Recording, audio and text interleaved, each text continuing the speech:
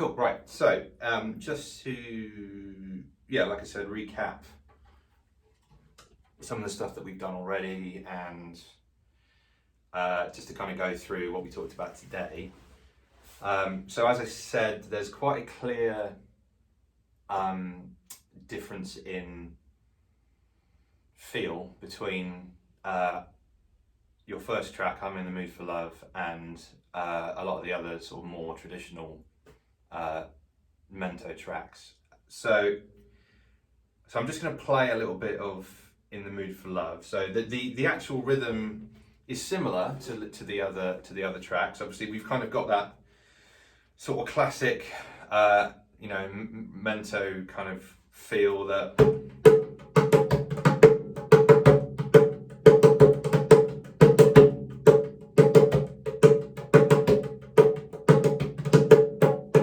That we've talked about before. This one's a little bit more, so it's much straighter, like we talked about before. It's got almost kind of more ska reggae kind of feel to it. So it's so it just needs to be played with a slightly different feel. So I'm just going to play a bit of it. I'm just going to play along to it, something which I feel like is kind of appropriate, and I'm going to try and drop in a few little fills and stuff like that just so you can hear it. So here we go.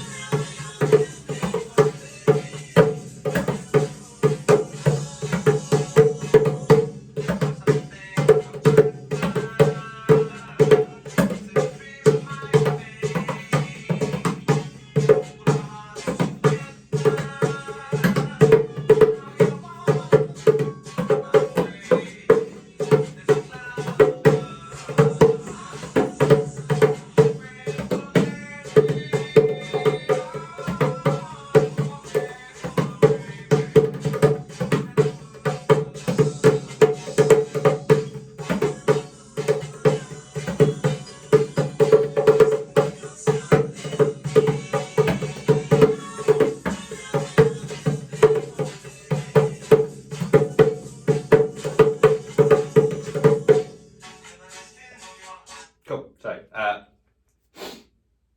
took me a little while to get into it there, but so I think the thing to kind of grab onto with that one,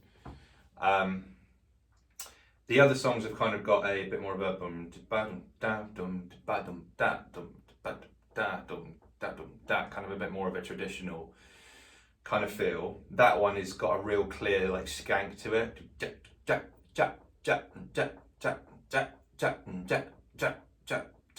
I think that is what to grab onto in that song. So you'll hear like a lot of the notes I was playing, a lot of the were kind of based around that.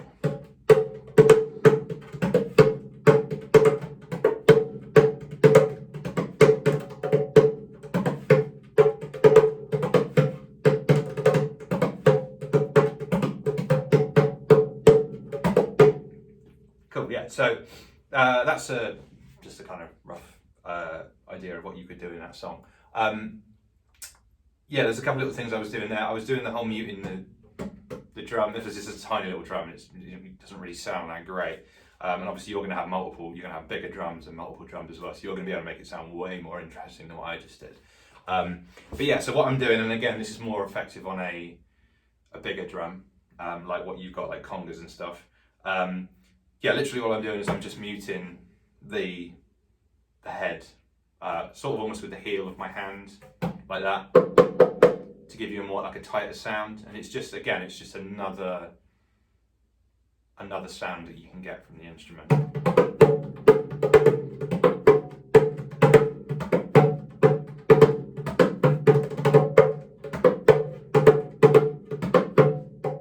So yeah, like I said, you can literally just mute it and you get that kind of tight sound. You can press down a bit and you can change the pitch of the drum as well. So you can go,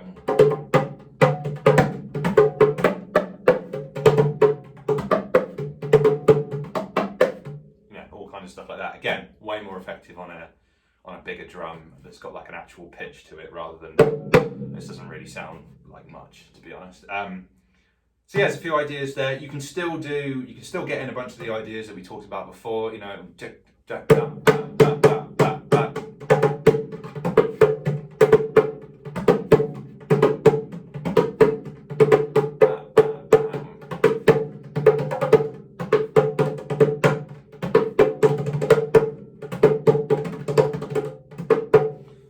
and like triplets, that's like quick triplets.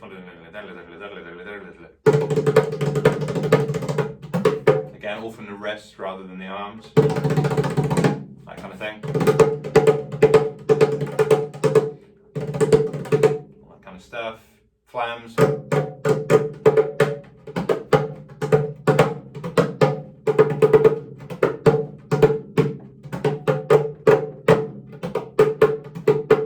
Cool. So there's a bunch of different ideas there, but I think the key thing to latch onto in that track is the skank, the upstroke, which a lot of the other songs don't really have. Well, they do kind of, but the rhythm, the anchor kind of comes from somewhere else in the rhythm. Cool. So yeah, that's what I would recommend for that one. For all the other ones, they are all based around that.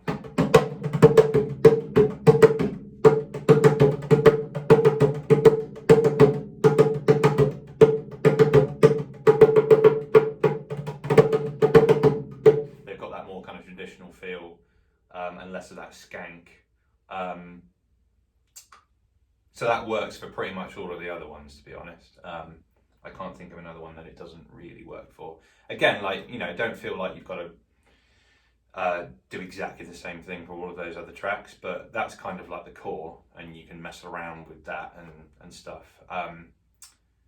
Yeah, hopefully that's somewhat helpful. Again, if you're doing the faster stuff, try and make sure that you're playing more from the wrist and not going, because not only is it just way harder, but you're not going to be able to keep it going for as long either.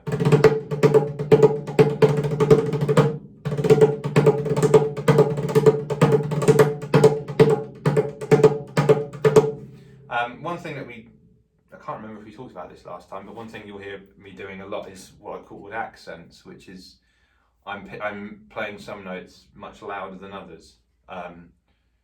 So like my hands sort of almost never stop moving, but like I'm sort of just picking out the notes that I want people to be able to hear. So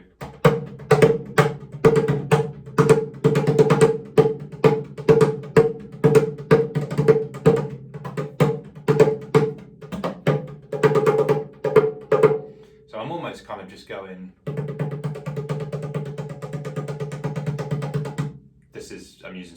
I'm in the mood for love as an example at the moment. I'm literally almost just going constantly like that with my hands, but then